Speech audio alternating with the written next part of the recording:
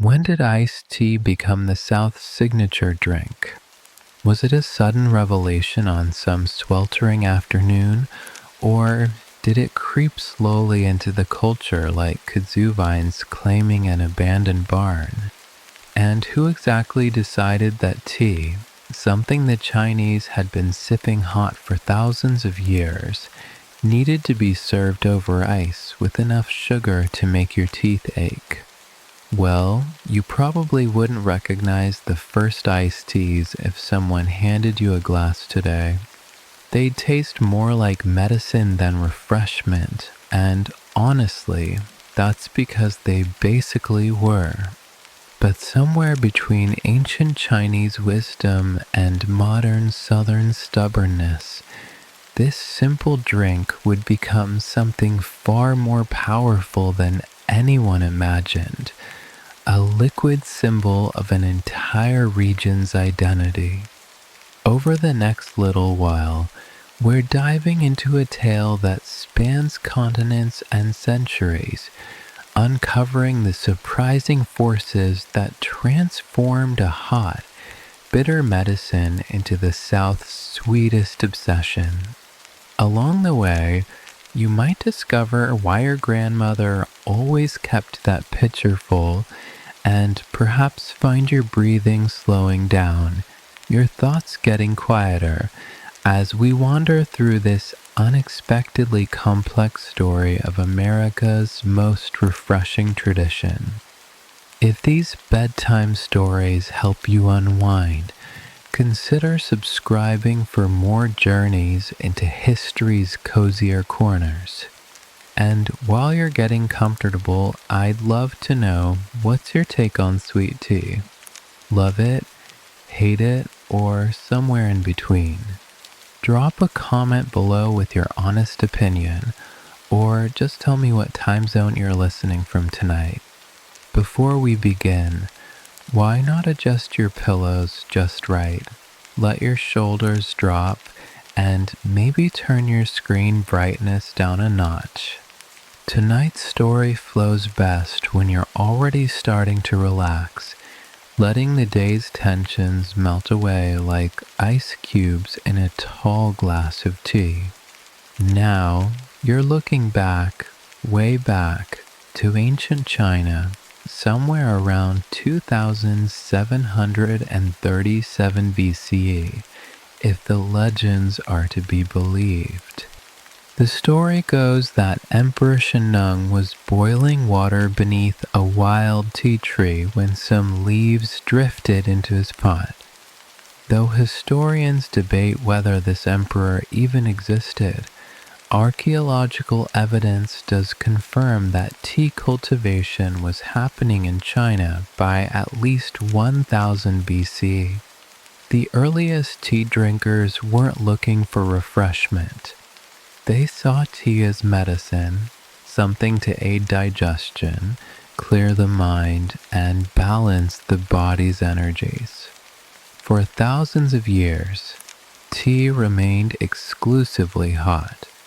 The very idea of cooling it would have seemed absurd, even sacrilegious. The Chinese developed elaborate ceremonies around tea's warmth, believing the heat was essential to releasing the leaves' healing properties. Buddhist monks adopted tea to stay alert during meditation. Taoist philosophers wrote poetry about steam rising from their cups. The temperature wasn't just practical, it was spiritual. Meanwhile, you can picture the slow spread of tea culture across Asia. Into Japan by the 6th century, where it evolved into the intricate tea ceremony. Through Tibet and Mongolia, where they mixed it with yak butter. Along the Silk Road, carried by traders who guarded their precious tea bricks like gold. Each culture that encountered tea kept one thing constant: they drank it hot. When tea finally reached Europe in the 1600s, the heat tradition continued. The Dutch East India Company brought the first commercial shipments, charging prices that made tea more valuable than silver. You'd find European aristocrats sipping from delicate porcelain cups, careful not to burn their lips, treating tea time as a display of wealth and refinement. The British, of course, would eventually make tea their national obsession, but always, always served hot. Here's where things get interesting though. The American colonies inherited Britain's tea culture, but something about the American character seemed destined to rebel against tradition. Even before the Boston Tea Party in 1773, colonists were already experimenting. Some historians suggest that American ladies were adding cold milk and letting their tea cool to room temperature as early as the 1750s, though definitive proof remains elusive. What we do know is that Americans had a peculiar relationship with ice. You see, most of the world treated ice as nature's accident, something that happened in winter and disappeared in spring. But Americans, particularly wealthy Americans, became obsessed with it. By the late 1700s, ice houses were appearing on large estates. These weren't just storage sheds, they were architectural marvels, underground chambers insulated with sawdust and straw, capable of keeping winter ice frozen through scorching summers. The founding fathers themselves were ice enthusiasts. Thomas Jefferson's ice house at Monticello could hold 62 wagon loads of ice.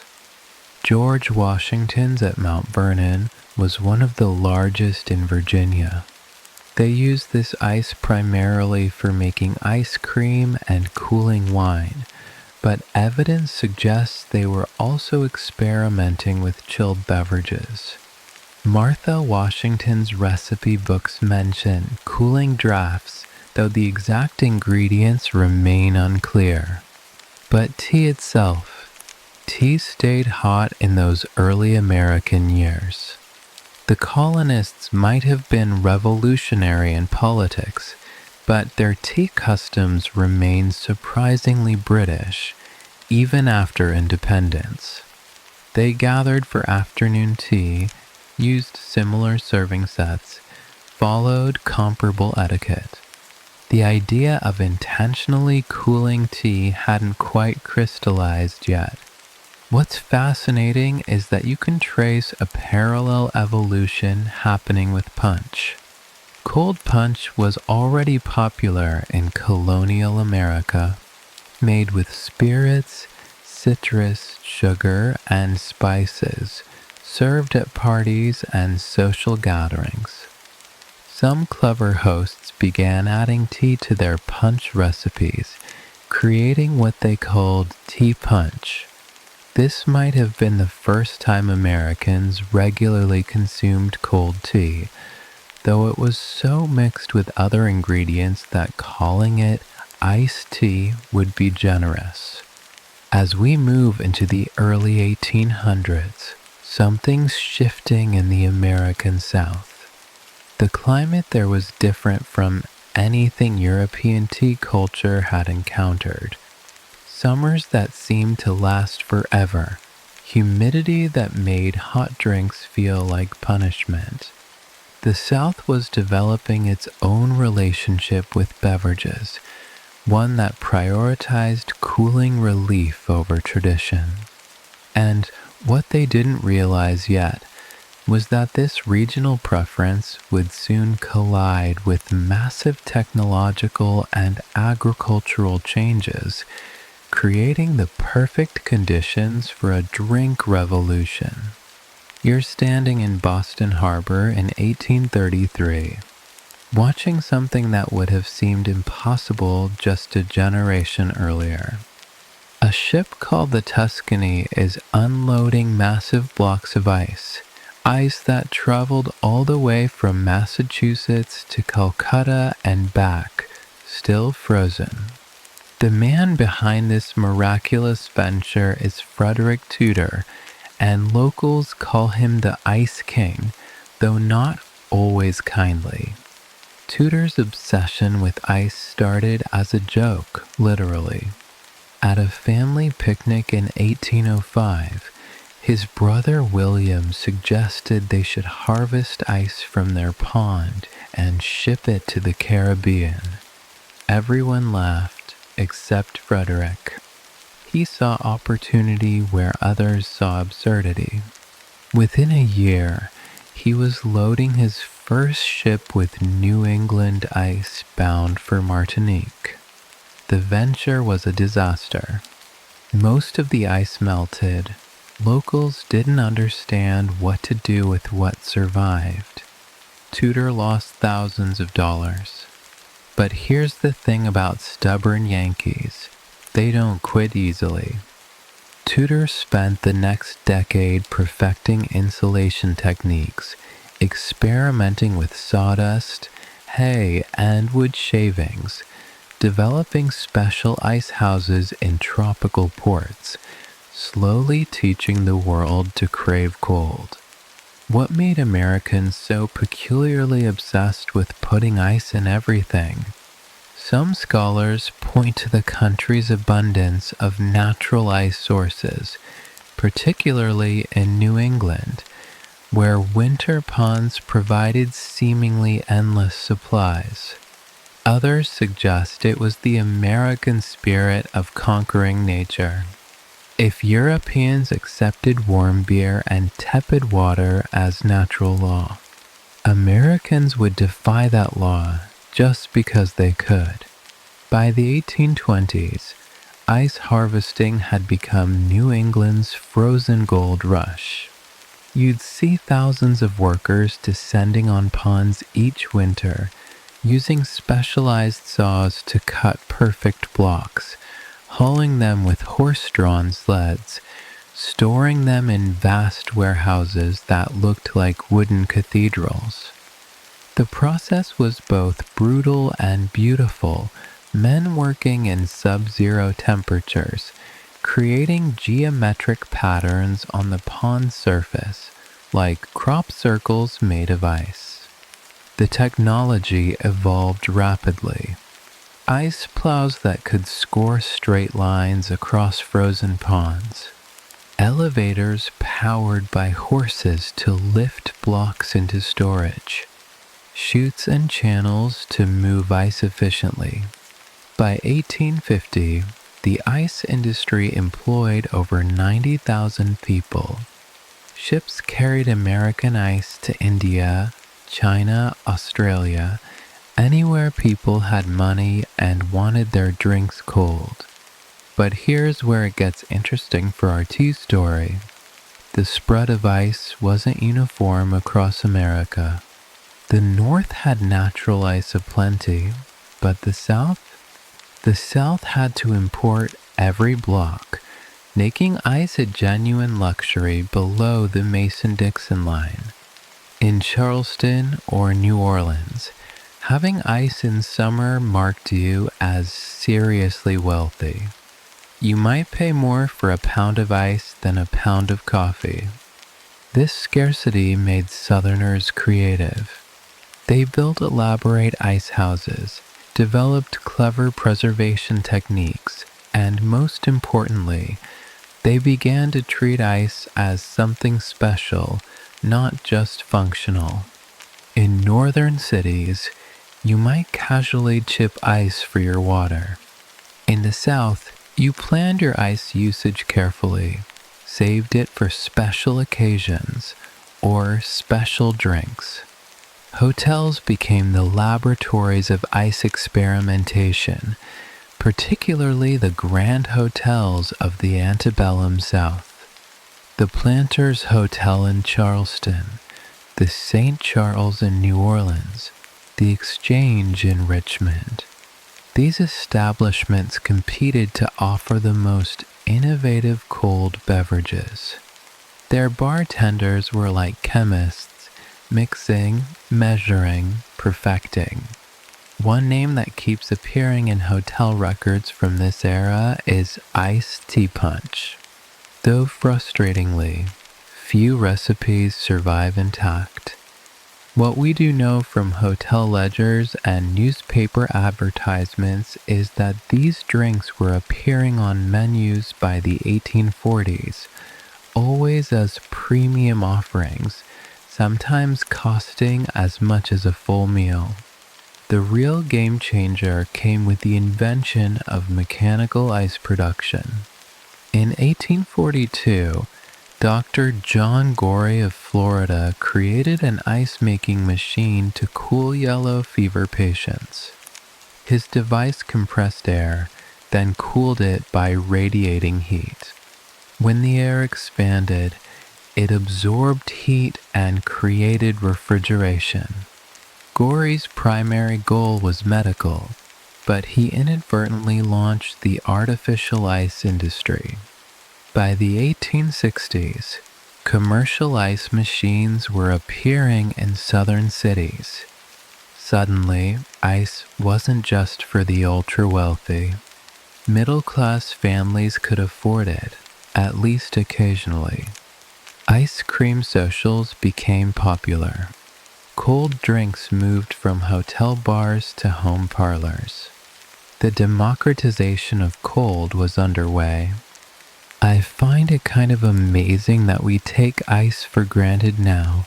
Twist a plastic tray, push a button on the fridge, ice appears like magic. But for most of human history, cold drinks in hot weather were about as common as unicorns. The fact that Americans decided this was unacceptable, that they would move mountains of frozen water across oceans just to chill their beverages, that's beautifully absurd. The Civil War briefly disrupted the ice trade. Northern ice couldn't reach southern ports. Confederate soldiers spoke longingly of cold drinks in their letters home. Some entrepreneurial Southerners tried to create ice ponds by damming streams in mountainous areas, with limited success. The ice shortage became one more misery in a war full of them. After the war, during Reconstruction, the ice trade resumed with intensity. Railroad expansion meant ice could travel inland faster, staying frozen longer. Small towns that had never seen ice in summer suddenly had ice houses next to their train depots. The geographical barriers to cold were crumbling. There's a wonderful diary entry from a Mississippi plantation owner's wife in 1869. She describes her first glass of iced tea like it was a religious experience. "The cold penetrated through the glass to my fingers," she wrote, "and when I sipped, it was as if winter had kissed summer on the mouth." Perhaps a bit dramatic, but it captures how revolutionary cold drinks felt. The psychological impact of ice availability can't be overstated. It represented progress, modernity, the American ability to improve on nature. When a town got regular ice delivery, local newspapers celebrated. It meant they were connected to the wider world, participating in civilization's advancement. By the 1870s, ice had transformed from an impossible luxury to an expected commodity, at least in cities. The stage was set for cold drinks to become not just possible, but popular. And in the American South, where the heat made cold drinks not just pleasant but medicinal, creative minds were already experimenting. What they needed now was someone to write down a recipe, to formalize what was already happening in scattered kitchens and hotel bars. Someone to say, definitively, this is how you make iced tea. And as it happened, that someone was about to appear in a most unexpected place.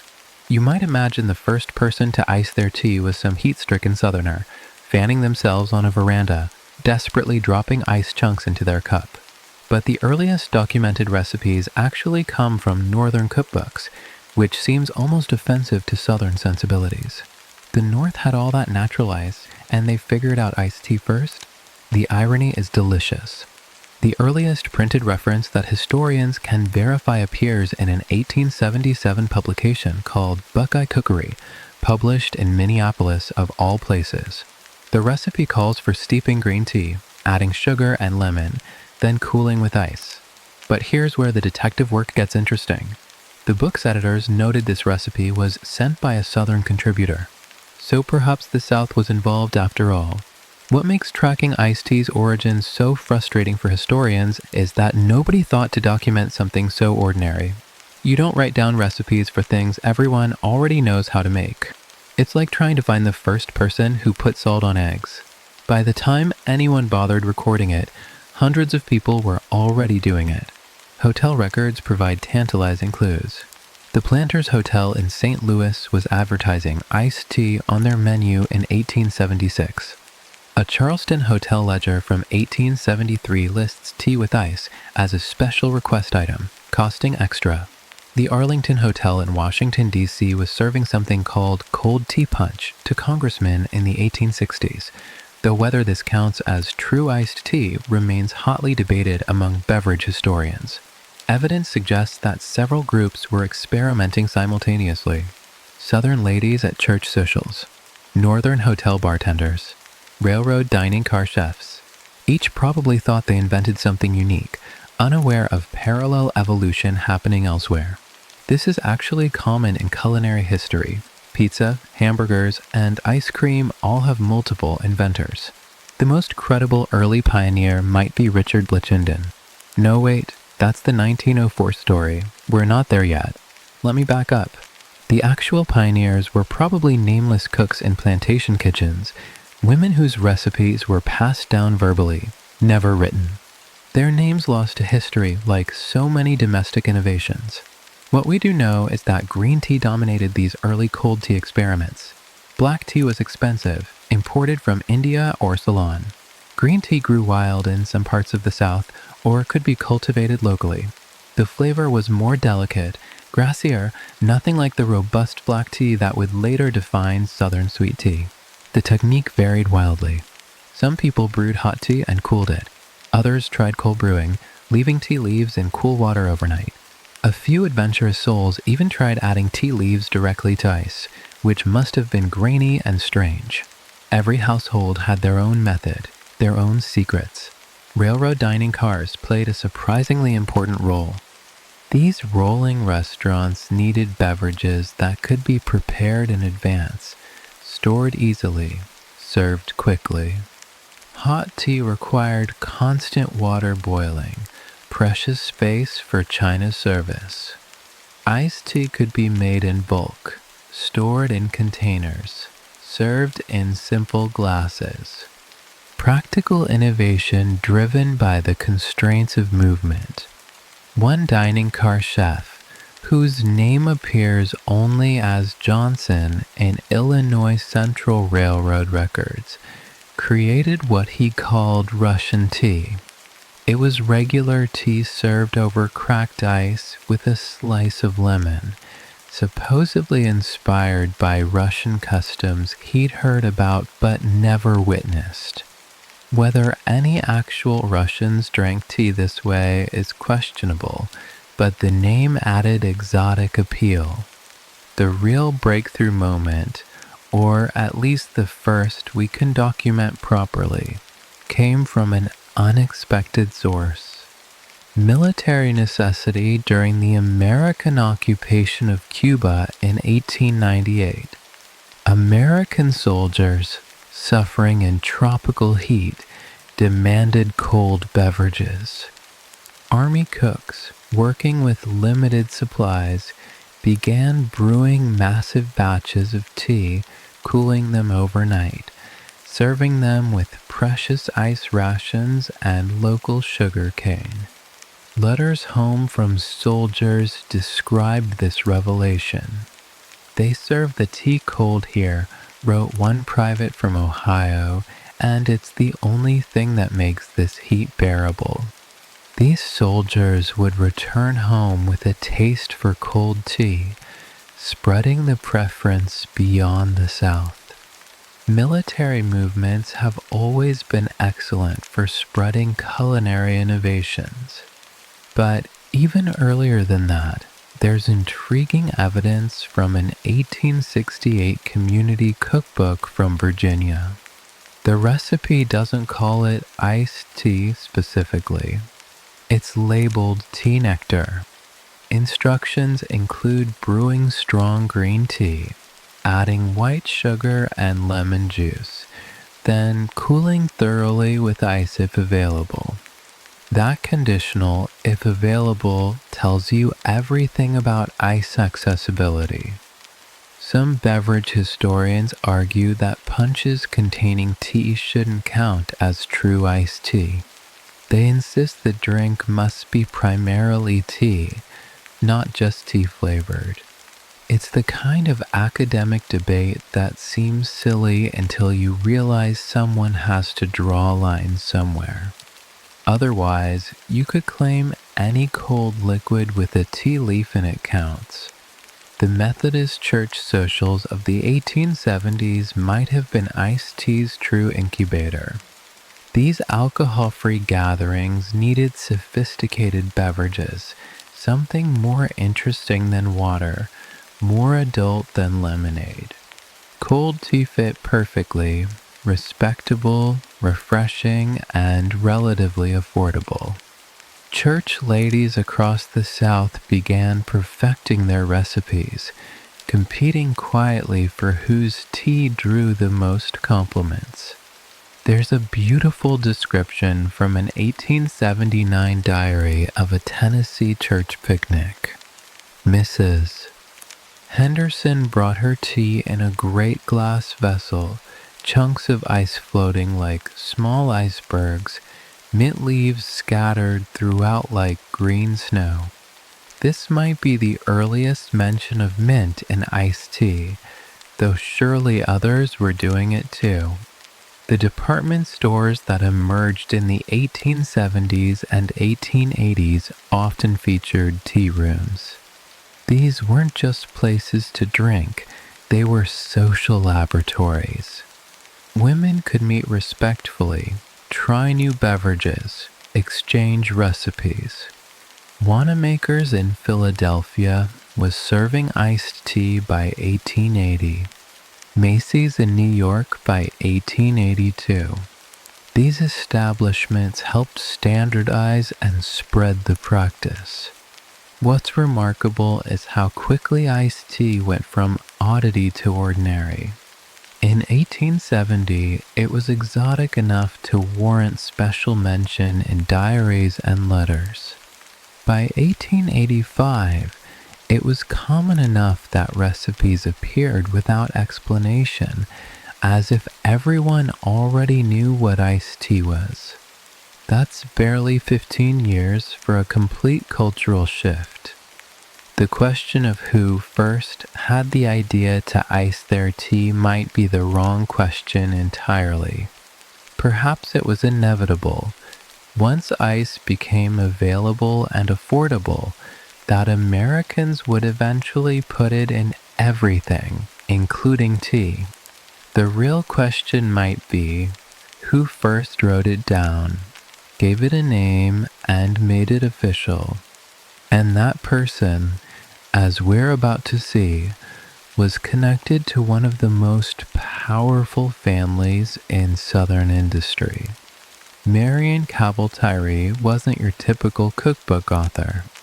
Born into Virginia aristocracy in 1820, she married a railroad magnate and spent most of her life managing elaborate households, running charitable organizations, and hosting gatherings where the South's most powerful families discussed business over elaborate meals. But when her husband's railroad ventures collapsed after the Civil War, she did something remarkable. She decided to monetize her only remaining asset, her lifetime of recipes and household knowledge. Housekeeping in Old Virginia, published in 1878, was more than a cookbook. It was a desperate attempt to preserve a vanishing way of life. The book contained contributions from over 250 Virginia women, many of them formerly wealthy, now struggling to maintain dignity in Reconstruction poverty. Among these recipes, tucked between instructions for terrapin soup and Sally Lunn bread, appears something revolutionary.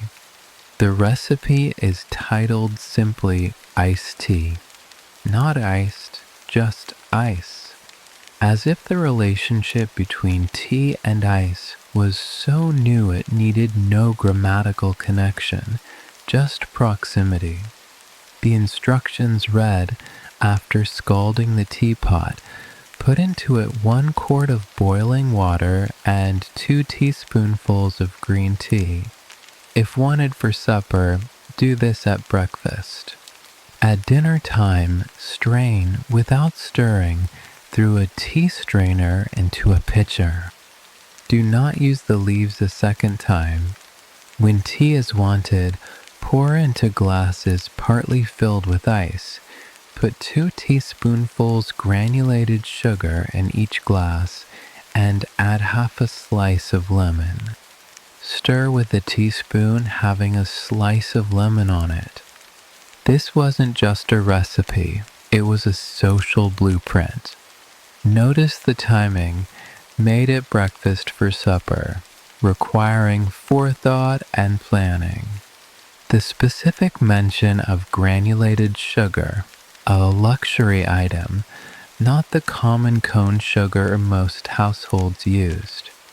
The individual preparation in glasses, suggesting a formal service, not casual consumption. This was iced tea as performance, as statement. What makes Tyree's contribution so significant isn't just that she wrote it down. It's that her book became wildly successful, selling throughout the South and beyond, going through multiple printings, reaching households that would never have encountered iced tea otherwise. She didn't invent iced tea, but she might have standardized it, given it legitimacy. The book's success stemmed partly from its timing. The South was rebuilding, redefining itself, seeking ways to maintain tradition while embracing necessary change. Iced tea fit perfectly. It used familiar ingredients in a novel way. It was refined but not pretentious. Southern but not exclusively so. It represented adaptation without capitulation. Tyree herself never claimed to have invented the recipe. In her introduction, she credits it to Mrs. Judge Caskey of Richmond. But Mrs. Caskey likely didn't invent it either. She was probably just the first person willing to share it with Tyree, willing to let a private family custom become public knowledge. The genealogy of recipes is always murky, full of borrowed ideas and parallel discoveries. The railroad connection is particularly interesting. Tyree's husband had been president of the Richmond and Danville Railroad before bankruptcy. Their social circle included railroad executives from across the South, men whose business required constant travel, constant exposure to regional variations. The railroad wasn't just moving cotton and timber, it was moving ideas, recipes, innovations. Within 5 years of the cookbook's publication, iced tea recipes began appearing regularly in newspapers across the South. The Atlanta Constitution, the Charleston News and Courier, the New Orleans Picayune, each slightly different, some calling for black tea instead of green, some adding spirits, some incorporating fruit, but all citing the basic method Tyree had documented. The economics of Tyree's recipe reveal class dynamics. Green tea was specified because it was cheaper than black, but the recipe still required ice, sugar, lemons, things beyond the reach of most Southerners. This was aspiration in a glass. Middle-class families could serve iced tea and feel connected to plantation culture, even if they'd never owned a plantation. I love that Tyree included the detail about stirring with a spoon that has lemon on it. Such an unnecessary flourish, but that's exactly what made it special. It wasn't just about cooling tea, it was about creating an experience, a ritual, something worth remembering. The response to Tyree's cookbook was immediate and enthusiastic. Letters poured in from readers. Many specifically mentioned the iced tea recipe. "I served your iced tea at my daughter's engagement party," wrote one woman from Georgia, and had 3 requests for the recipe before the afternoon ended.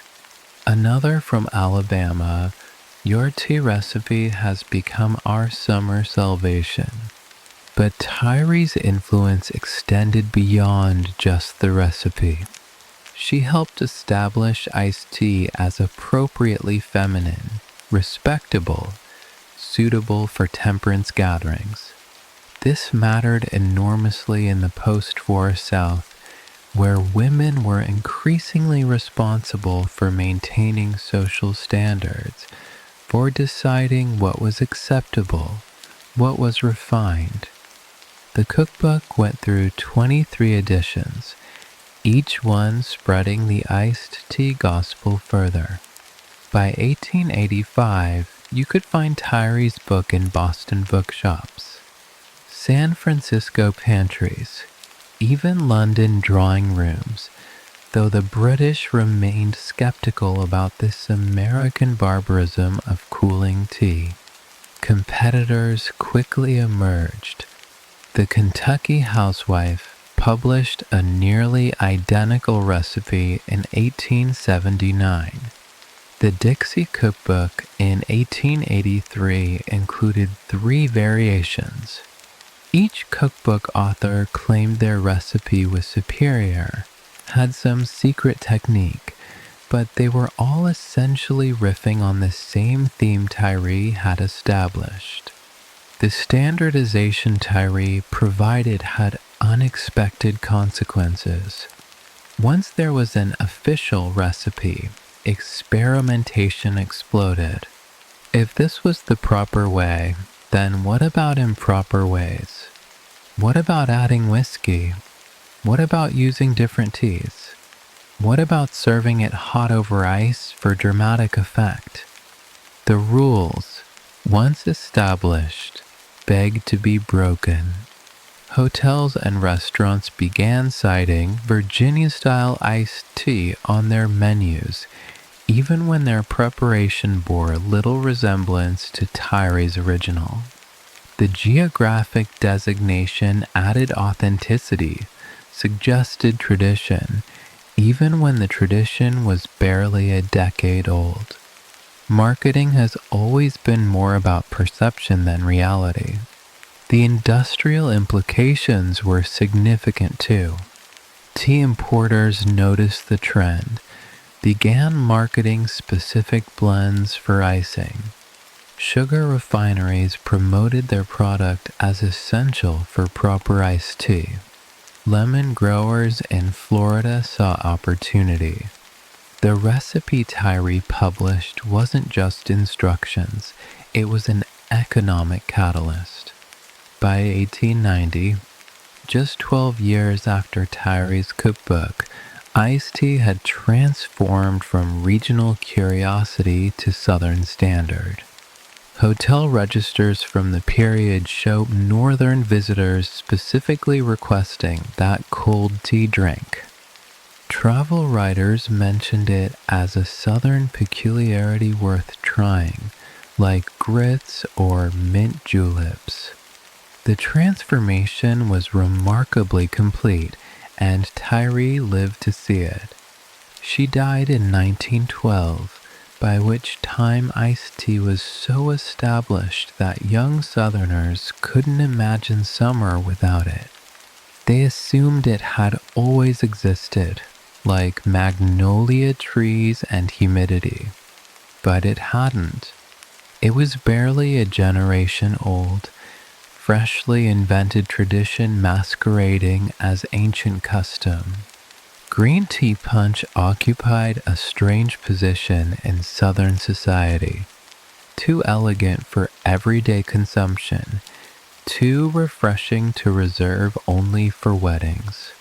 It became the signature drink of that peculiar Southern institution, the afternoon calling hour, when ladies would visit each other's homes in carefully orchestrated social choreography, each visit lasting exactly 15 minutes, unless the punch was particularly good. The transformation started in church basements and parlor rooms across Alabama, Georgia, and the Carolinas. Women who had learned Tyree's basic recipe began adding their own flourishes. A splash of rum when the minister wasn't looking, fresh mint from the garden, crushed strawberries in June, peach slices in August, each variation carefully noted in personal recipe books, shared selectively, like social currency. You can trace the evolution through newspaper society columns of the 1880s. Mrs. Pemberton's delightful tea punch was the talk of Tuesday's gathering. The Daughters of the Confederacy meeting featured an innovative punch with floating orange wheels. Judge Harrison's wife served her famous tea punch, recipe still jealously guarded. These weren't just beverages, they were social weapons, deployed strategically. The medicinal associations of green tea actually helped its acceptance.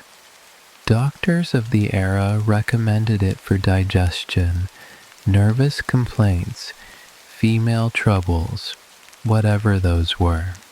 Adding ice and sugar didn't diminish these supposed health benefits. It made the medicine go down easier. Mothers could serve it to children without guilt, claim they were providing wholesome refreshment. Railroad expansion throughout the 1880s brought unexpected consequences for tea punch culture. Small towns previously isolated suddenly had access to imported goods, lemons year-round, manufactured ice, refined sugar. The same punch recipe that might have been impossible in rural Mississippi in 1875 became achievable by 1885. Democracy through infrastructure. The most elaborate versions appeared at hotel openings, political rallies, county fairs. These weren't simple glass pitcher affairs. We're talking about enormous crystal punch bowls, inherited from antebellum days, surrounded by hundreds of matching cups, ice sculptures floating in the center. Some gatherings went through 50 gallons in an afternoon. But here's what's fascinating. As green tea punch became more elaborate and social, a parallel tradition was developing. Plain iced tea, no ceremony, no punch bowl, just tea, ice, sugar, and maybe lemon, served in mason jars on front porches. This was the working person's version, the everyday refreshment that would eventually overtake its fancy cousin. The agricultural changes of the 1880s and 1890s mattered enormously. Sugar production was shifting. Cuba and Louisiana were producing more refined sugar at lower costs.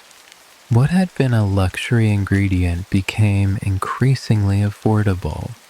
You could be generous with sugar without bankrupting yourself. Add that extra spoonful, make it properly sweet. Black tea started creeping into recipes around 1885. It was more robust, held up better to ice, didn't get that grassy taste when oversteeped. The British Empire's tea plantations in India and Ceylon were producing massive quantities, driving prices down, making black tea competitive with green for the first time. Church socials became laboratories for innovation. Baptist churches particularly, where alcohol was forbidden but creativity encouraged. These gatherings needed sophisticated beverages that felt special without being sinful. Tea punch fit perfectly. You could make it as elaborate as any cocktail, garnish it beautifully, serve it with pride. The Women's Christian Temperance Union actively promoted tea punch as an alternative to alcoholic beverages. They published recipes in their newsletters, demonstrated preparation techniques at meetings, portrayed it as both moral and modern. Their involvement helped spread iced tea beyond the South into Midwestern church socials, Western tent revivals. I sometimes wonder what those temperance ladies would think if they knew their promoted beverage would outlast their movement, that sweet tea would become more quintessentially Southern than the bourbon they were fighting. History has a sense of humor. Commercial bottling attempts started appearing in the 1890s. Entrepreneurs in Atlanta, Charleston, Richmond, trying to capture the tea punch magic in sealed bottles. Most failed miserably.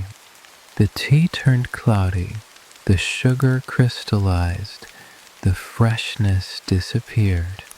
But they kept trying, sensing opportunity in liquid form. Department store tea rooms elevated the presentation to art. Wanamakers in Philadelphia created a Southern tea service in 1892, complete with white glove servers, silver spoons, crystal glasses. They weren't just serving drinks, they were selling an experience, a taste of Southern gentility packaged for Northern consumption.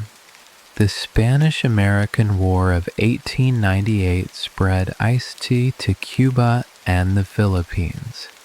American soldiers brought their taste for cold tea, taught local populations to appreciate it, created markets that would persist for decades. War has always been an excellent distributor of culinary preferences. By 1900, variations had regional signatures. Memphis tea punch included bourbon despite temperance efforts. Charleston's version featured mint and rum.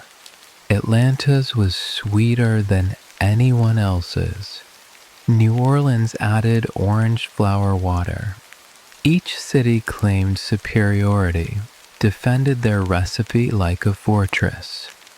The industrialization of ice production in the 1890s changed everything. Ice factories appeared in every southern city. Ice wagons became as common as milk delivery. The price dropped dramatically. What had cost a day's wages in 1870 cost pennies by 1900. The democratization was complete. Social clubs formalized punch preparation into ritual. The colonial dames published official guidelines. The United Daughters of the Confederacy had approved recipes. Garden clubs competed in punch-making contests. What had been informal tradition became codified culture, written rules for something that had evolved naturally. Young women learned tea punch preparation as part of their education, alongside piano playing and French conjugation. It was considered essential knowledge for running a proper household, managing social obligations, maintaining standing.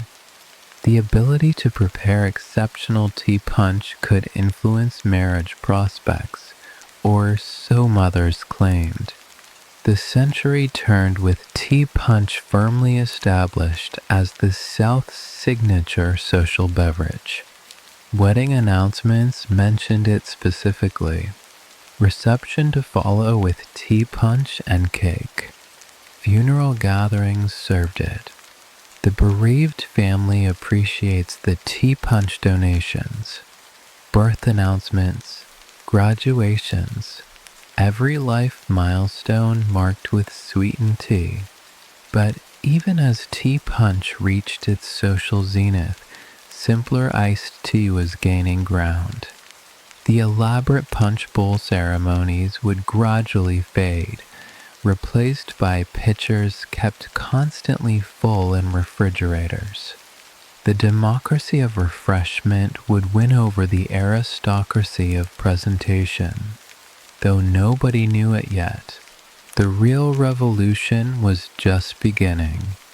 Yet why did something that seemed destined for national adoption become so thoroughly Southern? You'd think the North, with their abundant ice, established tea culture, and sweltering summers, would have embraced iced tea equally. But by 1910, a curious divide had emerged. Below the Mason-Dixon line, iced tea was becoming scripture. Above it, merely a seasonal curiosity. The answer might lie in coffee. The North had developed a powerful coffee culture by the 1890s. Coffee houses in Boston, German beer gardens serving coffee in Milwaukee, Italian espresso arriving in New York. The industrial North ran on coffee, hot, strong, constant. Tea became the lesser beverage, something for invalids and British sympathizers. Southern coffee was different, weaker, often stretched with chicory during lean times, sometimes completely substituted with roasted corn or sweet potatoes during the war. The South never developed the same coffee devotion. Tea remained competitive, even preferred in many households.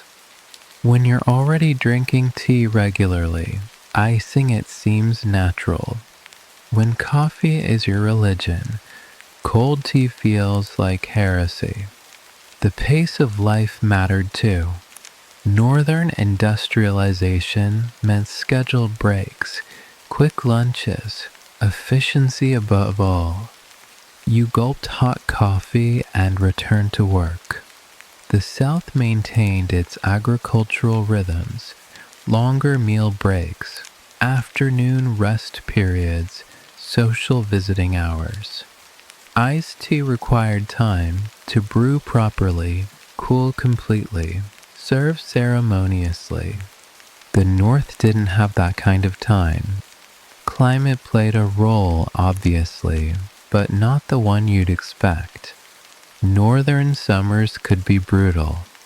Philadelphia in August rivaled Atlanta, but northern brutal was temporary. A few weeks of misery, then blessed relief. Southern heat was existential. May through October, relentless, unchanging. You didn't endure southern summer.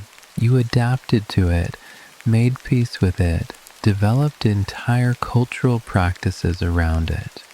The economic structures were completely different. Northern wealth concentrated in cities, created by industry, displayed through European imports. Southern wealth, what remained of it, stayed rural, agricultural, expressed through hospitality. You might not have money for new clothes, but you could serve excellent iced tea, make guests feel welcome, maintain dignity through grace. There's also the psychology of defeat to consider.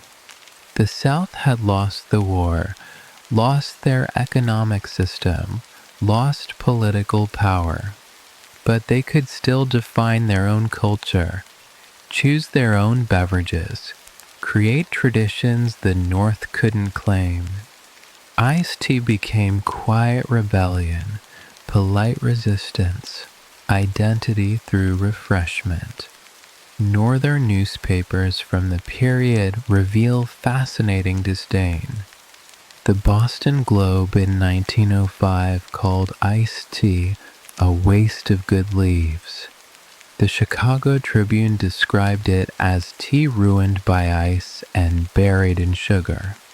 The New York Times was more diplomatic but still dismissive, treating it as regional curiosity, like Pennsylvania Dutch cooking or Maine lobster rolls.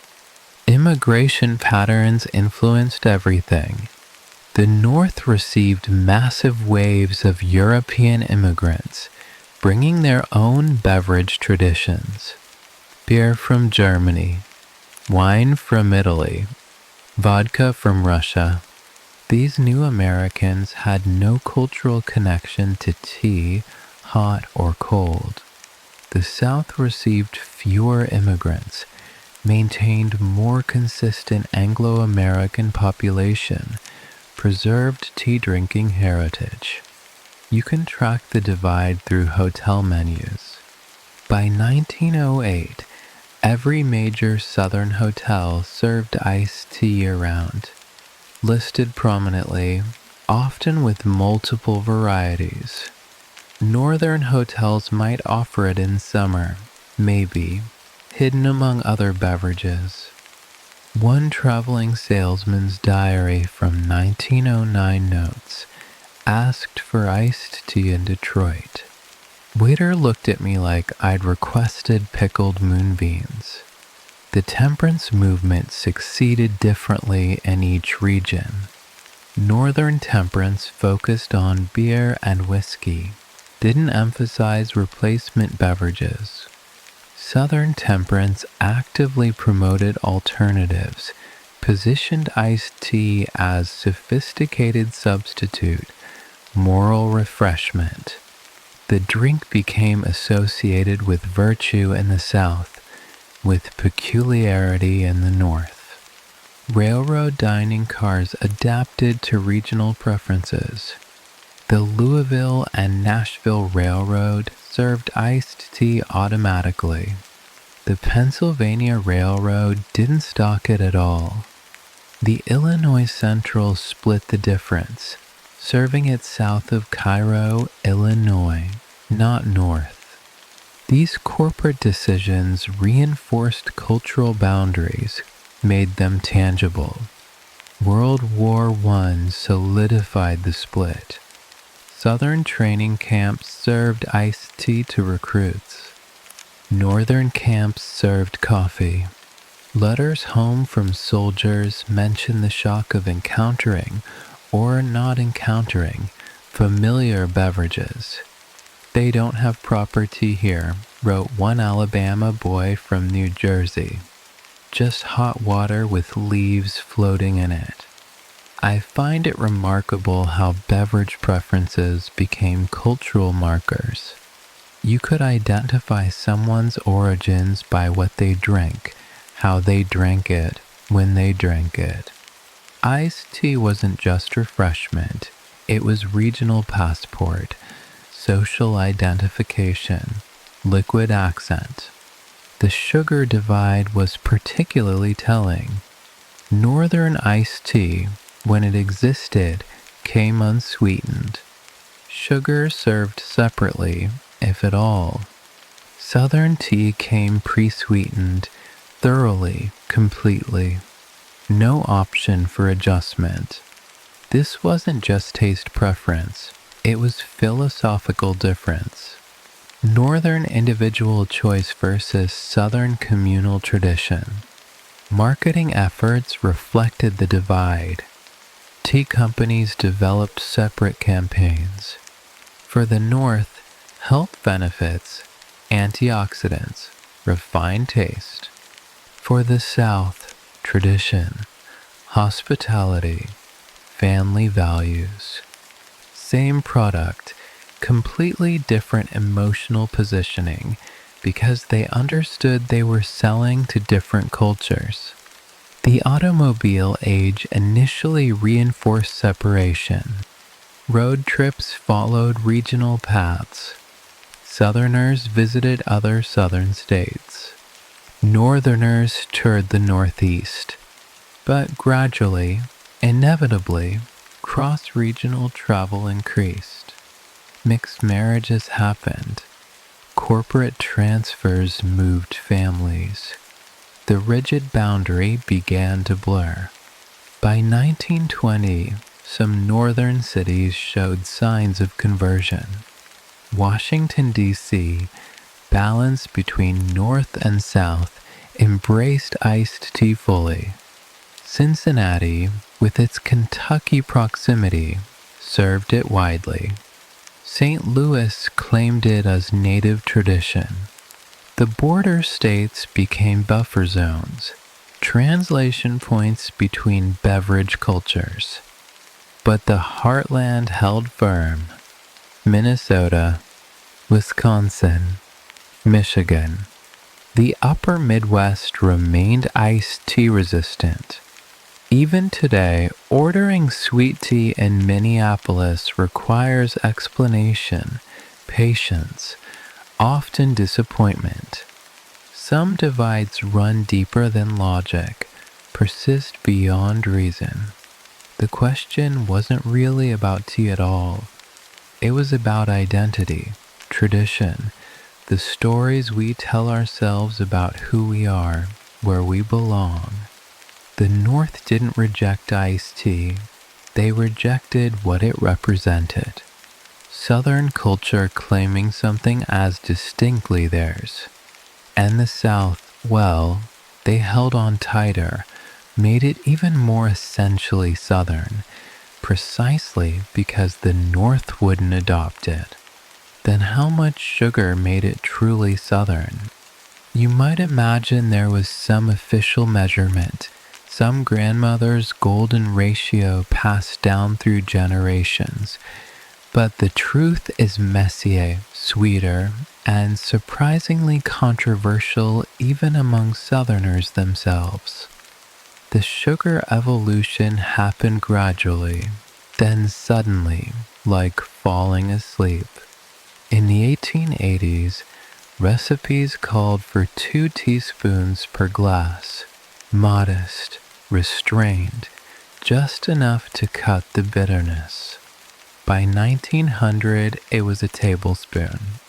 By 1920, some recipes suggested adding sugar until the spoon stands up, which sounds like exaggeration until you've watched a proper Southern grandmother make tea. They weren't joking. The agricultural transformation of the South made this possible. Sugar cane cultivation expanded dramatically after Reconstruction.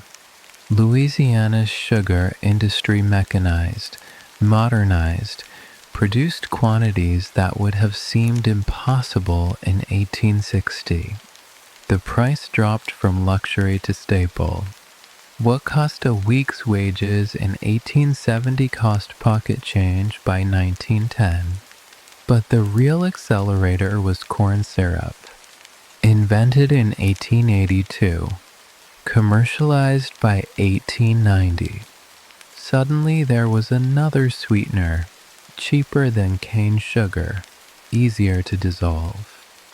Some purists considered it cheating, but pragmatists didn't care. Sweet was sweet, and corn syrup made achieving that sweetness affordable for everyone. The measurement debates could split families, destroy friendships. Some insisted on 1 cup of sugar per gallon. Others demanded 2. A few extremists pushed for 3. These weren't casual preferences. They were theological positions, defended with evangelical fervor. You didn't just disagree about sugar content, you were wrong about it. Restaurant owners discovered something fascinating in the 1920s. The sweeter the tea, the more food people ordered. Sugar triggered appetite, made savory foods taste better by contrast, encouraged dessert consumption. One Memphis barbecue owner's ledger from 1923 notes, doubled sugar in tea recipe, food sales up 30%. The Depression changed everything. Sugar became one of the few affordable pleasures. You might not have meat for dinner, but you could make your tea sweet enough to forget your troubles, at least temporarily. The psychological comfort of sweetness mattered more than nutrition. Sugar was hope dissolved in water. You can track economic recovery through sugar ratios. Church cookbooks from 1932 suggest sugar to taste, code 4, use what you can afford. By 1936, recipes returned to specific measurements, generous ones. By 1939, the pre-sweetening tradition was fully established. No more individual sugar bowls. The tea came sweet or not at all. The chemistry of sweet tea is actually remarkable. Hot tea dissolves more sugar than cold liquid ever could. The supersaturation creates a uniquely southern alchemy, sugar suspended beyond normal physical laws, held in solution through what seems like pure determination. Scientists call it supersaturation. Southerners call it proper. World War II sugar rationing tested Southern resolve. Families hoarded sugar specifically for tea, traded ration coupons, developed black market connections. One Mississippi woman's diary from 1943 reads, "Used month's sugar ration for tea. Will drink coffee until next month. Priorities must be maintained." The integration of mechanical refrigeration in the 1940s enabled new sweetness levels. You could brew tea stronger, sweeter, store it longer. The constant pitcher in the refrigerator became standard, always full, always ready, always sweeter than outsiders expected. I remember reading about a University of Georgia study from 1951. They tested sugar preferences across the South, found direct correlation between temperature and sweetness. The hotter the climate, the sweeter the tea, but also between humidity and sugar content. Moisture in the air somehow demanded more sugar in the glass. Nobody could explain why. The soft drink industry influenced expectations. Coca-Cola, born in Atlanta, trained Southern palates for serious sweetness. RC Cola, Pepsi, Dr. Pepper, all Southern or Southern adjacent, all sugar forward. Tea had to compete, had to match that sweetness standard, or risk seeming medicinal by comparison. Chain restaurants struggled with standardization. How could you serve properly sweet tea in Atlanta and barely sweet tea in Richmond from the same recipe? You couldn't. Regional variations persisted. Corporate efficiency met cultural stubbornness. Culture 1. McDonald's eventually created different recipes for different regions, admitted defeat. The artificial sweetener wars of the 1960s and 70s created schisms. Saccharin, cyclamates, aspartame. Each promised guilt-free sweetness. Each failed the grandmother test. That's not real tea, they'd say, pushing aside glasses of diet sweetness. That's something else entirely. The health consciousness movement of the 1980s barely dented sweet tea culture. Joggers would run 5 miles, then drink a quart of sweet tea, defeating the calorie burn entirely, but maintaining cultural identity. You could give up fried food, white bread, even bacon, but sweet tea was non-negotiable. By the 1990s, sweet tea became redundant in much of the South. Tea was sweet by definition. If you wanted it unsweetened, you specified, like ordering decaf coffee, possible but suspicious. Restaurants developed code words. Unsweet meant you were probably from somewhere else, or had medical issues, or both. The science of sweetness kept evolving. High fructose corn syrup replaced cane sugar in commercial versions. Purists objected, claimed they could taste the difference. Some probably could. Others just wanted to maintain tradition, even if tradition was only 50 years old. The current sugar content in standard Southern sweet tea averages 22 grams per 8 ounces.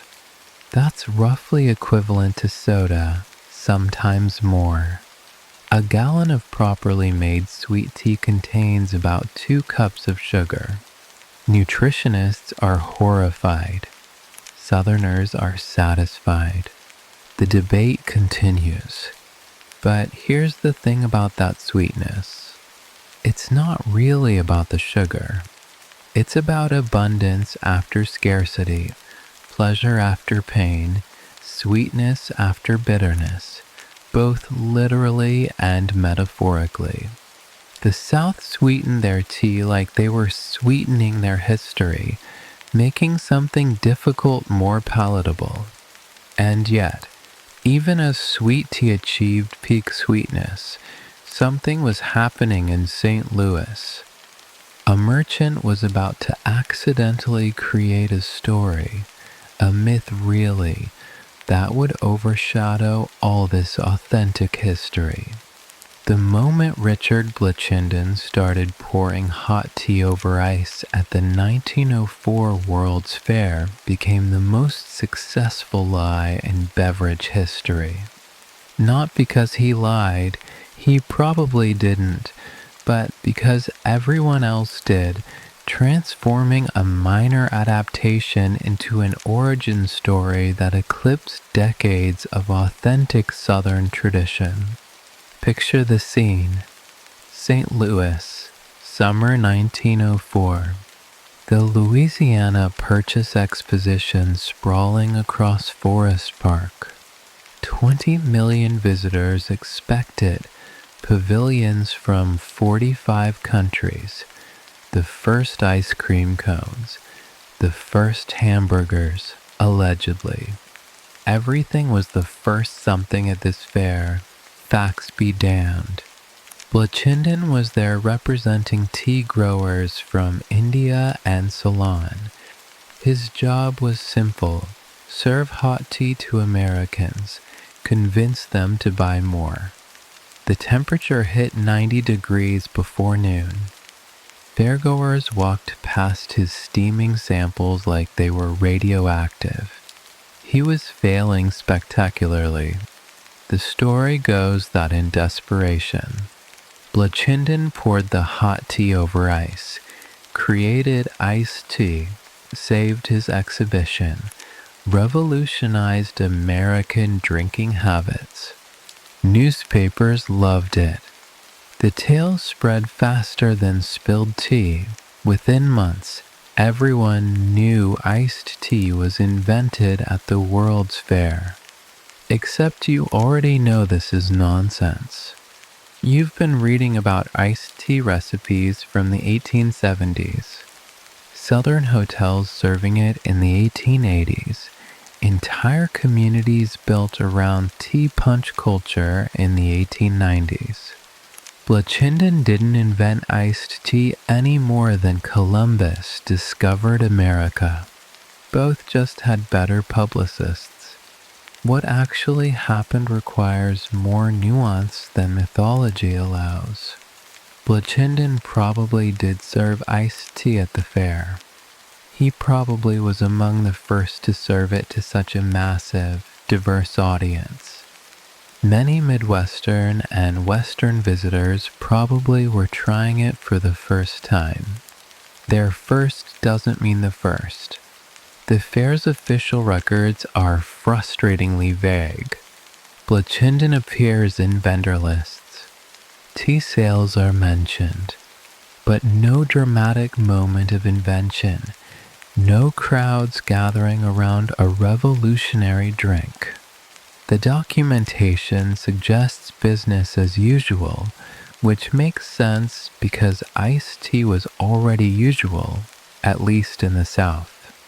Contemporary Southern newspapers reacted with bewilderment, then anger. The Atlanta Constitution ran an editorial in 1905 titled Northern Theft of Southern Tradition. The Charleston News and Courier published recipes from the 1870s as proof of prior art. But nobody was listening. The World's Fair story was too good, too clean, too marketable. The mythology served multiple purposes. It gave iced tea a specific birth date, a creation story, a hero. It positioned the drink as modern, scientific, the product of innovation rather than tradition. It stripped away the Southern associations, made it nationally palatable, literally and culturally. Blatchinden himself seems to have been uncomfortable with the mythology. In a 1908 letter to a trade publication, he wrote, "I did not invent iced tea. I merely served it to people who hadn't encountered it. But nuance doesn't sell, mythology does." His correction was ignored. The legend solidified. The fair's influence was undeniable, though. Even if the invention story was false, millions of Americans did try iced tea there, many for the first time. They returned home wanting more, creating demand where none existed. The fair didn't invent iced tea, but it did nationalize it. You can track the mythology spread through advertising. Pre-1904 tea advertisements never mentioned the World's Fair. By 1906, everyone claimed connection. Fair-style iced tea, as served at the Louisiana Purchase Exposition, the drink that amazed St. Louis. History rewritten in real time for commercial purposes. The story evolved with each telling. Some versions had Blatchinden frantically borrowing ice from nearby vendors. Others described him inventing special cooling equipment. By 1910, one account claimed he designed an elaborate ice fountain specifically for the fair. Pure fiction, but repeated enough to seem factual. What's particularly insulting to Southern culture is how the myth erased women's contributions. those countless unnamed cooks, hostesses, church ladies, who'd been perfecting iced tea for decades, written out of history, replaced by one man with a marketing crisis. I think the myth succeeded because America loves invention stories, particularly ones involving quick thinking, crisis resolution, individual genius. The truth that iced tea evolved slowly through countless anonymous contributions doesn't fit the narrative Americans prefer. We want Thomas Edison, not gradual illumination. The beverage industry embraced the mythology completely. It was easier to sell the drink from the World's Fair than that thing Southerners have been drinking forever. Marketing departments need hooks, origins, stories consumers can repeat. The truth was too diffuse, too complicated, too Southern. By 1920, the Blatchinden story appeared in encyclopedias, textbooks, restaurant histories. Fiction became fact through repetition. Even Southern establishments started referencing it, either unaware of their own history or unwilling to fight the current. The myth caused actual damage beyond just historical inaccuracy. It centered iced tea's story in Missouri, made it Midwestern, allowed northern companies to claim ownership. Lipton, based in New Jersey, became the voice of iced tea, while Southern tea culture was treated as regional variation. Some historians tried correcting the record. Food historian John Edgerton spent years documenting pre-1904 iced tea culture, published articles, gave lectures, showed evidence.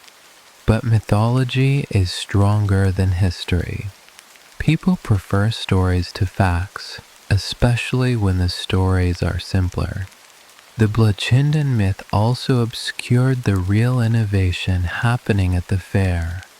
Multiple vendors were serving various iced teas, some with mint, others with fruit, several claiming secret recipes. The diversity and creativity were remarkable, but lost in the singular invention narrative. Even today, if you Google who invented iced tea, Blatchinden and 1904 dominate results. The truth requires digging, research, nuance. The lie sits right on top, easy, accessible, wrong. It's a perfect example of how mythology becomes history when repeated enough. But perhaps the most ironic part is that the myth might have helped preserve true Southern sweet tea culture. By allowing the North to claim generic, iced tea, the South held tighter to their specific version, their sweet tea, their tradition. Sometimes losing the naming rights helps you keep the soul. Finally, could modern science explain the South's tea obsession? You might assume it's simply about cooling down in hot weather, but researchers have discovered something far more complex, a perfect storm of biology, chemistry, and psychology that makes sweet tea uniquely addictive in hot, humid climates. The University of Arkansas published a fascinating study in 2018, examining hydration patterns across different regions. They found that people in humid climates actually require more frequent hydration than those in dry heat, even at the same temperature. The moisture in the air prevents efficient sweating. Your body's cooling system fails. You need constant fluid replacement. But here's where it gets interesting. pure water doesn't satisfy the way sweet tea does. When you sweat in humidity, you lose both water and electrolytes. Sugar helps your body absorb fluids faster. The caffeine provides alertness despite heat-induced lethargy. The ritual offers psychological comfort. It's essentially a primitive sports drink, centuries before Gatorade. Neuroscientists at Emory discovered something even stranger in 2016. The combination of sugar and caffeine triggers different reward pathways when consumed in heat. Your brain literally processes sweet tea differently at 95 degrees than at 70 degrees. The hotter you are, the more pleasure you derive from the exact same drink. The tannins in tea interact with Southern cuisine in specific ways. Barbecue, fried foods, heavy gravies, all coat your mouth with fats. Tea tannins cut through that coating, reset your palate, allow you to keep eating. It's the same principle as wine pairing, but nobody calls sweet tea with fried chicken terroir.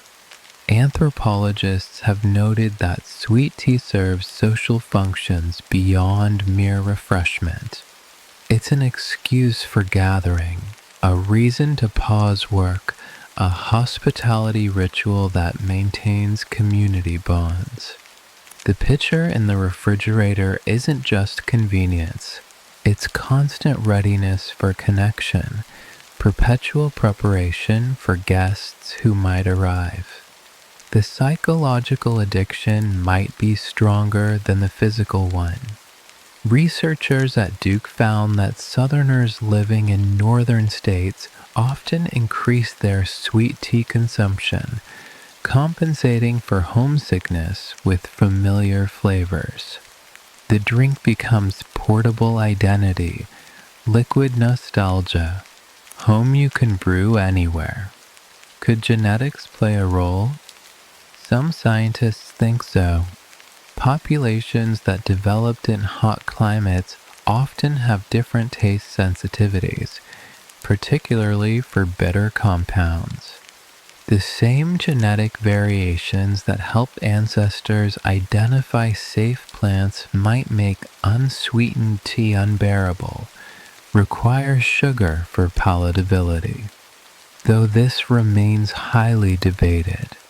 The fermentation question adds another layer.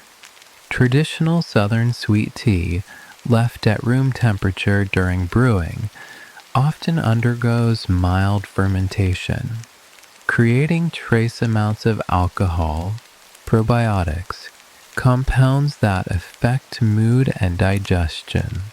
Nobody's getting drunk on sweet tea, but the chemistry changes, becomes more complex than simple sugar water. Climate change researchers have made disturbing predictions. As temperatures rise, sweet tea consumption will likely spread northward. They're already seeing increased iced tea sales in traditionally resistant markets. Ohio, Pennsylvania, even Michigan. The South's signature drink might become America's by necessity. The industrial food complex studied sweet tea extensively in the 1990s, trying to understand its market resilience. Why did Southerners resist bottled versions? Why did they keep making it fresh? Their conclusion was remarkable. The act of making tea, not just drinking it, was essential to its cultural value. Water quality matters more than anyone expected. The South's generally soft water, low in minerals, makes better tea than hard northern water. You can use the same leaves, same sugar, same technique, but Louisville tap water makes different tea than Boston's. Chemistry trumps intention. Food scientists at LSU discovered that sweet tea sugar concentration creates natural preservation. The supersaturation inhibits bacterial growth, allows safe storage without refrigeration longer than unsweetened tea. Before modern refrigeration, this mattered enormously. Sweet tea was safer than plain, especially in heat. The caffeine content varies wildly based on preparation method. Hot brewed tea releases more caffeine than cold brew. Longer steeping increases concentration. Some southern sweet tea contains as much caffeine as coffee, explaining why southerners can drink it all day without switching to coffee. They're getting their fix differently. I've always wondered if there's something about humidity that changes taste perception. Makes sweetness more necessary, more satisfying. Researchers at Texas A&M think so. They've documented that taste buds literally function differently in high humidity, require stronger flavors for the same sensory impact. The dental health paradox puzzles scientists. Southern states have higher sweet tea consumption and worse dental health overall, but not proportionally worse than their sugar intake would suggest. Some theorize that tea's antibacterial properties partially offset sugar damage. Others think the fluoride in tea provides protection. Nobody's really sure. Behavioral economists studied sweet tea purchasing patterns, found something unexpected. People will drive further for good sweet tea than for coffee, pay more relative to ingredient cost, show stronger brand loyalty to local restaurants. Sweet tea generates irrational economic behavior, sure sign of true cultural importance. The military has taken sweet tea seriously. Commissaries at southern bases stock different tea brands than northern ones. MREs for units with high southern recruitment include powdered sweet tea. The armed forces recognize that familiar beverages affect morale, performance, retention. Sweet tea is tactical consideration. Environmental scientists worry about sweet tea's water footprint. Each gallon requires significant water for growing tea, processing sugar, plus the gallon itself. In drought-prone regions, this becomes a sustainability issue. But try explaining water conservation to someone raised on endless pitcher refills. Culture defeats conservation. Modern food technology keeps trying to improve sweet tea. Sugar substitutes, flavor enhancers, shelf-stable concentrates. Each innovation fails the authenticity test. Southerners can taste the difference, reject the improvement, insist on traditional preparation. Technology loses to tradition. The globalization of sweet tea has begun. American military bases spread it worldwide. Southern expatriates introduce it abroad. Asian tea companies now produce American-style sweet tea for export back to America. The circle of cultural exchange completes itself. But perhaps the most important scientific discovery is this. No amount of research fully explains sweet tea's hold on Southern culture. Some things transcend chemistry, biology, rational explanation. They exist because communities need them, maintain them, pass them down regardless of reason. Science can explain the how, but not really the why. And maybe that's perfectly fine. The eternal pitcher that holds more than tea sits in millions of southern refrigerators right now, perpetually full, constantly replenished, a beacon of readiness that announces to anyone who opens that door, this is a house that welcomes you, expects you, has prepared for your thirst before you knew you had it.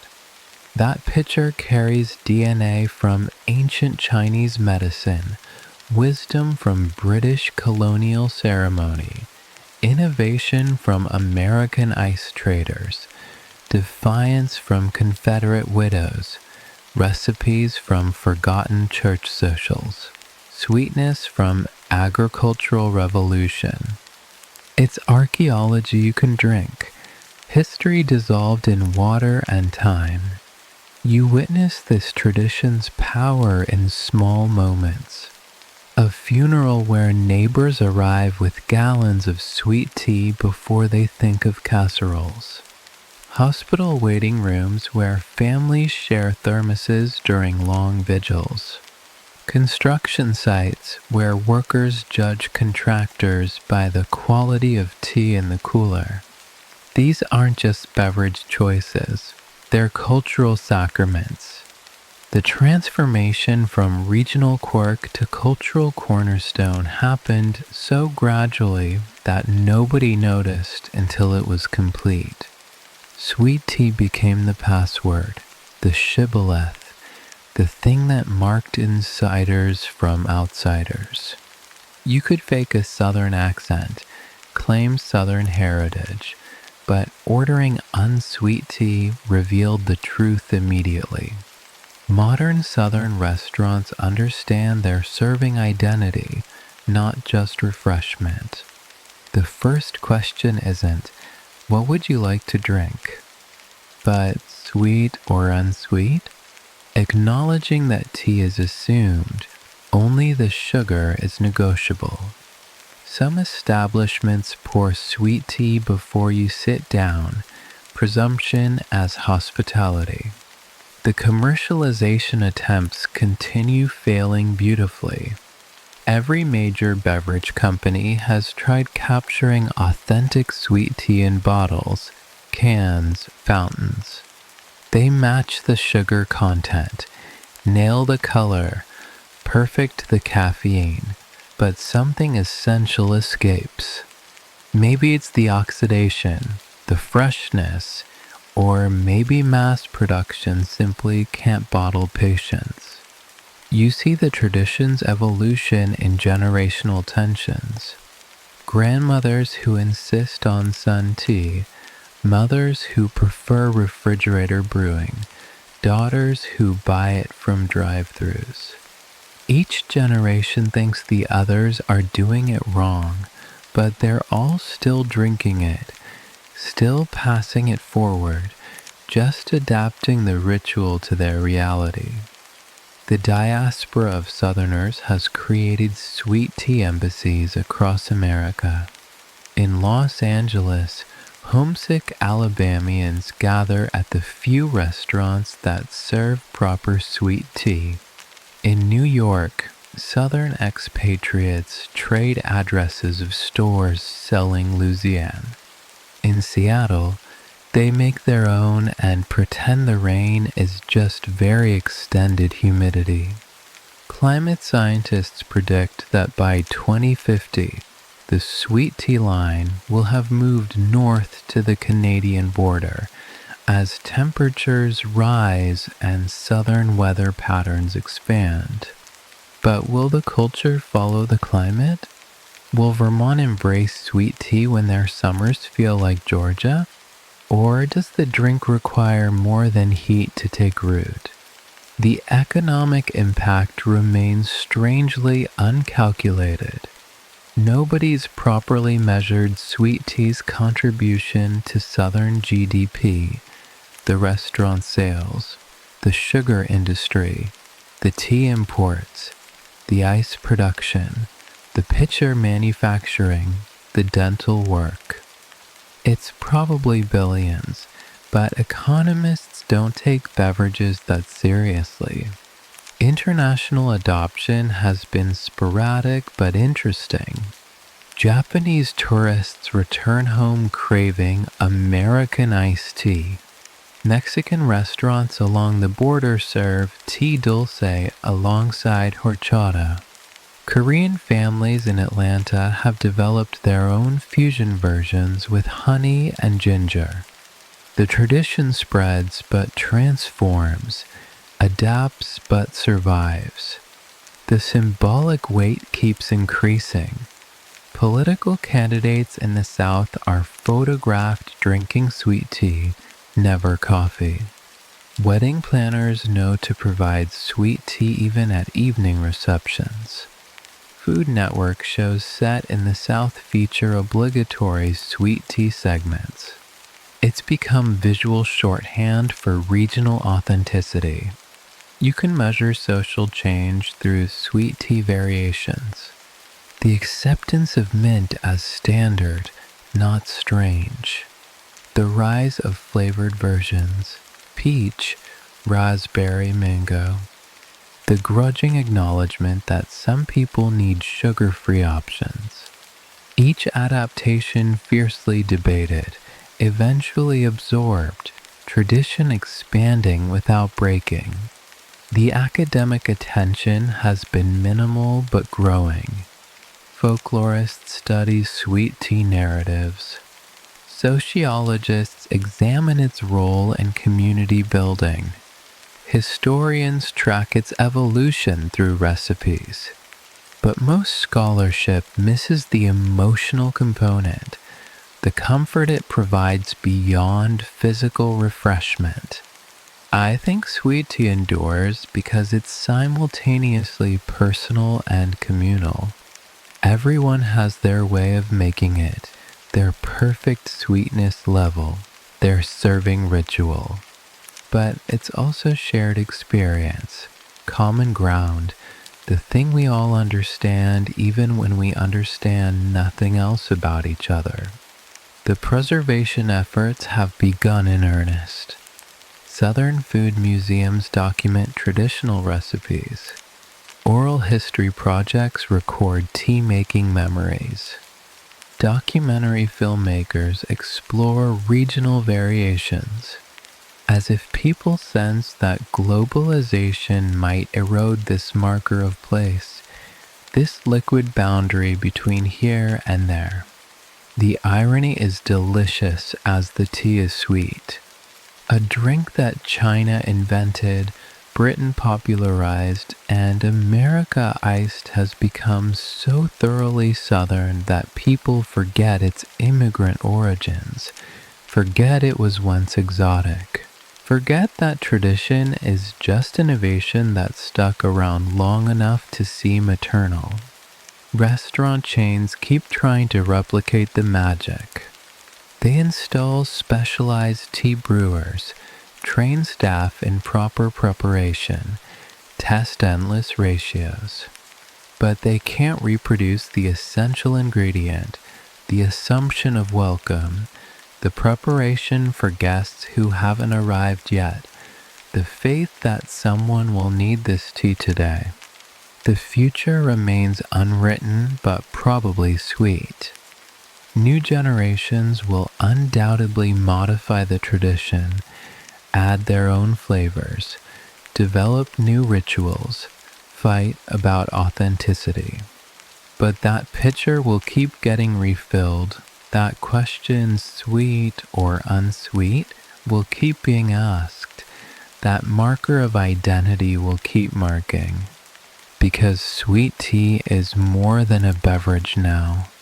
It's a verb. Come over and we'll sweet tea, meaning we'll sit, talk, slow down, connect. It's an adjective. That's so sweet tea, meaning it's thoroughly, authentically Southern. It's a state of mind, a way of being, a resistance to hurry. The pitcher holds more than tea. It holds time, tradition, the promise that no matter how much the world changes, some things remain, waiting in the refrigerator, ready to pour, sweet enough to make you forget whatever brought you to need it, cold enough to convince you everything will be all right. And maybe, just maybe, it will be. And here we are, at the bottom of the glass, where the ice has mostly melted, the sweetness has settled, and the story starts to blur around the edges. You've traveled through centuries tonight, from ancient Chinese medicine to modern Southern tradition, from ice ships crossing oceans to eternal pitchers and refrigerators. Entire civilizations measured in tea leaves, comfort dissolved in water and time. Think about all those unnamed contributors. The first person who cooled their tea, probably by accident. The cook who added too much sugar, then added more. The church lady who wrote it down. Each small decision rippling forward, creating tradition one pitcher at a time. The night is settling deeper now. You can feel it through the window, that particular quiet, when the world stops trying so hard. Somewhere, a refrigerator hums, keeping tomorrow's tea cold, preparing for conversations that haven't happened yet. Let your breathing slow to match that rhythm, that patient southern pace, saying there's no emergency, that can't wait until after tea. Your shoulders are dropping, releasing today's accumulated tensions. Each exhale, carrying away something unnecessary. Right now, probably nearby, someone is brewing tea for tomorrow, measuring sugar with muscle memory, preparing for guests who might not come, but being ready anyway, just in case. That's faith, really, brewing tea for possibilities. The sweetness lingers, doesn't it? Like proper sweet tea's aftertaste, coating your thoughts in something gentler than usual. You don't need to hold the details, the dates, the names. Let them dissolve like sugar and hot water, keeping only the feeling. Your mind is wandering now. Good. Let it drift. Maybe you're thinking about your own traditions, the things your family does. Or maybe you're just floating, untethered, suspended between waking and sleeping. Close your eyes if they're still open. There's nothing left requiring attention. The world will still be there tomorrow. The tea will still be sweet. The South will still be humid. The stories will still mix truth with legend. You're drifting now like ice cubes melting, an afternoon sun, boundaries softening, edges blurring, consciousness starting to dissolve. This is the sweet spot where waking gives way. Let go of trying to remember. History doesn't require your vigilance tonight. It flows, whether you're watching or not, like tea through cheesecloth, keeping only essence. Tomorrow's pitcher is already waiting, patient, full of possibility. But that's tomorrow's concern. Tonight, you're just resting, just breathing, just being. No tea to brew, no guests to serve. Just this, gentle descent. Sweet dreams. Let them be filled with porch swings, patient afternoons, with ice clinking in glass, with traditions. You don't have to understand to appreciate. Everything is settling now, thoughts sinking like sugar, consciousness cooling like forgotten tea. You've earned this rest, this release, this gentle goodbye to waking. Sleep well, drift deep, let go.